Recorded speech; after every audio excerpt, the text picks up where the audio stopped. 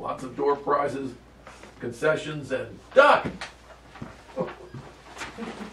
Sorry, I made that part up. They got all sorts of trophies, all sorts of different levels to jump in at. If you want to pre-register or get involved, call 671-9114. 671-9114. Thousands in prizes, and people just a lot of fun. You can get out there at any level you want to step in and help out. It's all to help out with the 4-H and their great archery team. And it's a very large team. Gretchen, get up to the mic. Oh, headset on. Hold on. Hi. Good morning. Oh, good morning. You got a pretty neat deal coming up too, and it's gotten bigger. It has gotten bigger. And bigger. Yeah. Yeah. This is year what? Well, now we're 2 conferences, so this is conference number 6, but year 5. Gotcha. And you've had to move around to accommodate bigger? Well, we've moved around to accommodate different communities. And the history of South Georgia Growing Local is that up in Tifton, Leanne Culbreth and Janice Ray, and Janice is from over by Baxley, thought that it would be good if some people who are interested in local foods would get together and talk about 2 things. Food, which I love, and pest control. Like in your garden, how do you take care of bugs and bad things, fungus, without using a lot of chemicals? And we had a little 2-track conference in 2010, and just about 35 or 40 people came. And now we're having like in the range of 150 people come. Wow. Those are all just exhibitors. That's not who, and that's who talks and... No, that's attendees. We're having 25 talks at our conference coming up. Gotcha. So 25 speakers with about 150 people coming. And range of food from what, honey to... We're having, actually I brought the schedule with me so I would be informed. We're having, in terms of livestock, we're going to have people talking about chickens, bees, goats, and curing meat.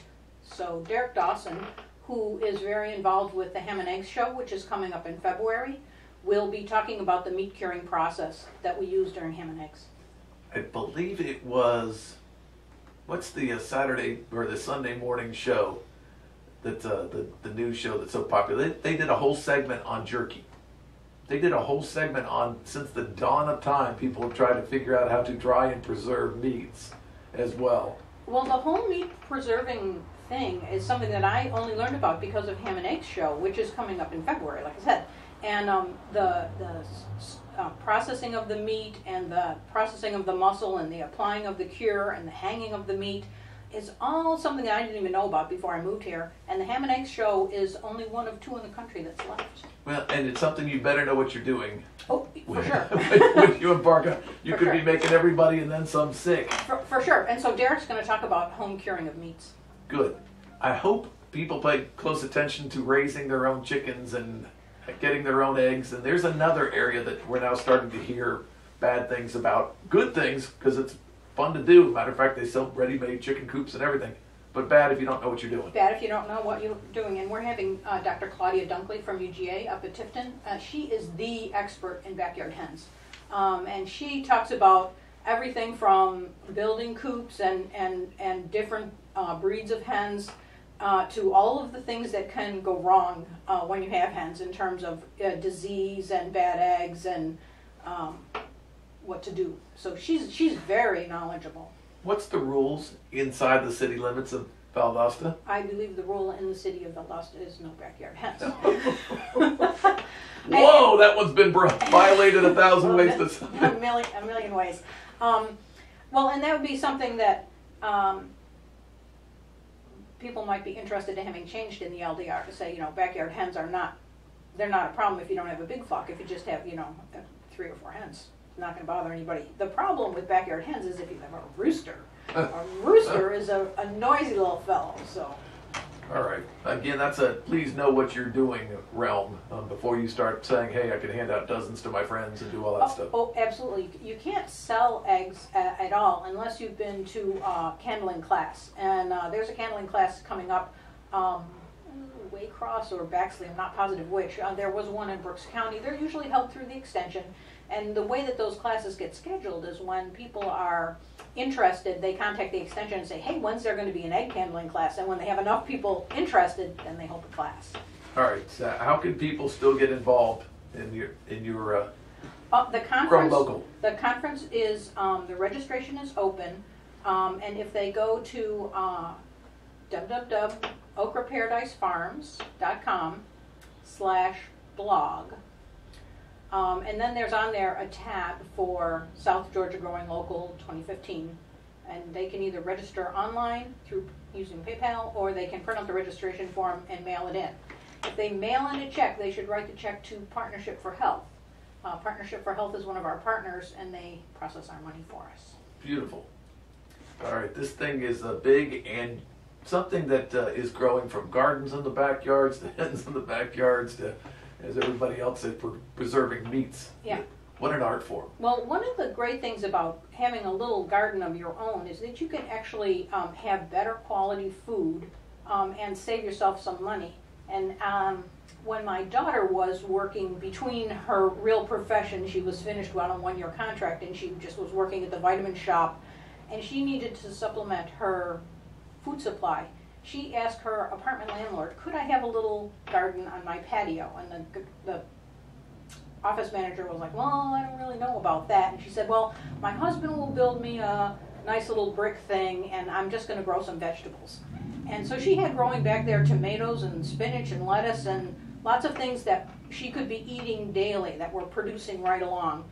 And then one day she came home from work, from the vitamin shop, and the office manager was in her backyard. And he was showing off the apartment complex and saying, and see, look, we even let people have a garden here. So that's a great thing to do. He must have got a couple of sacks of free something. Well, I don't know, but he was impressed with that how much food she was able to grow just on her patio. All right, question. Have you seen a true success story with community gardens? Yes, but I'm not particularly involved in community gardens. I know that Diane Howard is, and I know that a lot of the churches have active community gardens. I know that the Episcopal Church on Bemis Road has one, and that the church on Forest, sort of near Bemis, has a very active community garden group. So yes, there are active community gardens around here. Because I know what a little half acre can produce. Is that what you think? That's when I worked when I was 12, 13, 14, and 15 up in North Georgia. Neat story. My godparents who helped raise me, they had 13 acres. They farmed 1 acre and were paid to not farm 12. They actually got a check every year to not farm the other 12 acres. Yeah. As soon as they moved in, the farmer next door told them, here's what you can do. Oh. Well, I don't know about that. You can grow a lot of food in your backyard. There's a couple that live up in Hahira, and they have permaculture, a sustainable garden in their backyard. So things that follow season after season, where one thing is nourishing the ground while it's growing, and another thing then uses those nutrients that were put in. So they do, corn followed by peas, followed by something else. And herbs that grow, and they really grow a lot of food in their backyard. It is more than just a trend, it's a necessity for some, and for others it's just a real fun hobby. I tried it and failed. I did. One of the things about local foods is that sometimes people say, well, I don't know what to do with, and fill in a vegetable name, turnips or rutabagas or greens. I don't know, I do not know what to do with greens, but one of our speakers is Christine and Angela Hagen. The Hagens have a CSA up in Barron County where you can get a bag of vegetables every week from them. And they're going to be talking about how to use seasonal foods and how to plan your meals out so that you can cook with what you have rather than going to the store and saying, I need this and that and something else, but how to make a meal out of what you have on hand. All right, so no matter what the question, no matter what the realm, again, from meats to eggs to every kind of veggie, you can get in on this thing. And soil building, we're going to have Julia Gaskins from UGA talking about how to build good soil. So for people who are doing more composting and that kind of thing, how to make sure that your soil is healthy. You can't just actually throw down seeds on dirt and they'll grow. You have to make sure that the soil is properly nourished and alive. And you can find out about the quality of your soil by taking a soil sample to the county extension office that you were talking about before. And they'll tell you, like if you're going to grow vegetables, what nutrients you need to add or subtract from your, it's never subtract, from your soil. That's where I failed, by the way. I thought with all my knowledge of my youth and anything I could read on the internet that I could succeed with my 8x8 garden. And unfortunately, after I mixed my fantastic soil, lined it, mixed my fantastic soil, thought I was all set to go, actually did some planting. Along came the rains of 2009 that rained for 3 or 4 straight days, and we got our flooding, our first of our flooding. And that, I think, undermined my soil and thus seeds and thus everything else, and I failed miserably. Well, soil is really the most important part of growing, and you have to make sure that you have oxygen in the soil and nitrogen in the soil and phosphorus in the soil and micronutrients in the soil. So the soil is really important, and that's where the county extension and the county agents are really a great help to backyard gardeners, small farmers. The master gardeners help a lot at the extension office with this kind of thing in terms of answering homeowner questions. All right. Okra Paradise Farms, is that .com? /blog if you want to find out more about this great symposium coming up as well. Mm-hmm. And I guess, again, people sign up, get involved. The entire lineup's there so you can pick your seminars, pick your classes. Right. There'll be 5 sessions going on at any time, and there's 5 slots during the day. So you'll get to go to 5 talks if you come, and you can pick from anything, like I said, local cooking, soil building. Brett Wagenhorst from Tifton is going to talk about small and unusual fruits and vegetables. He grows in Tifton a wide variety of things that I think probably nobody else grows. He grows loofahs, which are, they look like a sponge, but they're not. They're in the squash family. And they're great for scrubbing your feet or doing the dishes or anything. And he grows them up in the trees. They grow on a vine and they grow up in the trees. He grows star fruits and kiwis and I want to say either papayas or guavas in his greenhouse. He has a big variety of a red fruit, which name I can't think right now. My neighbor's having good success with the fruit trees. Yeah, fruit trees are a wonderful way to supplement your diet, either if you do bushes, if you do blueberries, or if you do fruit trees. Citrus, there's a big citrus movement here now because of the climate is warmer. Satsumas can tolerate down to about 20 degrees, 22 or 20 degrees. And a lot of people are putting in satsumas. The Corbetts have a grove now, and we're actually going to have Mark Crawford talking about citrus. He has a very nice citrus plot at his place over on Loch. Fantastic. Gretchen, best of luck with it. South Georgia Growing Local. If you want more information, okraparadisefarms.com. You can navigate your way around the site there and get involved. Yep. Build a garden. Build a garden, or we're going to have Mary Chapman from Vidalia talking about nutrition. So people sometimes think that, well, I'm eating fruits and vegetables, I must be getting good nutrition. But you have to make sure that you're getting the right kind of nutrition, that you're getting the right amount of protein, the right amount of vitamin A, the right amount of all the things that you need to be healthy. And so she's going to talk about nutritional values in food. There's really something for everybody. If you might say, well, but I'm not a gardener, I'm not going to grow anything. There's still something for you. Mary Clement is going to talk about essential oils. What do they do? How can you get them? Can you make your own?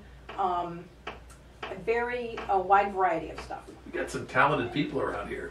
Yes, we do. Yes, we do. And one of the things about the conference is when we started in Tifton, we just had a few of us, and then we were over in the Reedsville area, and it got bigger and bigger. And Janice Ray, who's going to be talking about fermenting and making sauerkraut and fermented foods, she and I talked about, well, let's try to make it even be more local. So that's why we've split into 2. And she had a conference in Reedsville in November, and now we're having this one here. And these are all people from our area who have this expertise. It's really awesome. And are willing to share it. Yes. okraparadisefarms.com. You find out more. Gretchen, thank you for your time and your efforts. Thank you for having me. I don't see the bag of produce though. It's wrong season. So. Oh, no, it's not at all. Actually, I could have brought you some rutabagas or turnips or greens or collards or carrots.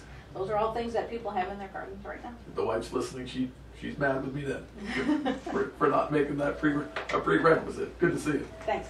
All right, people, 21 shy of 8 o'clock. We'll come back. A little more news of the day. More activities as well. I got a bunch to talk about. Rocket Man, a fundraiser, an Elton John tribute band coming up. We'll give you details about that. We're Talk 92.1. Good morning.